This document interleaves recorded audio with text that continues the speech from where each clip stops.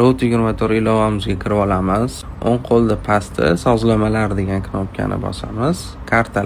Kartani qo'shish knopkasini bosamiz. Karta raqami, tugash sanasi, karta nomi bo'ldi qo'shiladi. Keyin garajni bosamiz. Bu yerda mana sug'urta ASAGO degan knopkani bosdik, kirdik. Sug'urta sotib olish pastda turibdi. ASAGOni tanladik. Bo'ldi. Kirg'izib berdi bizga. Pastroqga qilamiz. Haydovchilar soni cheklanganini bosamiz. Bo'ldi, pastroqchimiz haydovchi qo'shamiz. Haydovchining qarindoshligi. Men boshqa tanladim. Misol uchun boshqa odam bo'lsa, tug'ilgan sanasini kirgizamiz, seriya, pasport raqami, qo'shishni bosaverasizlar faqat keyin.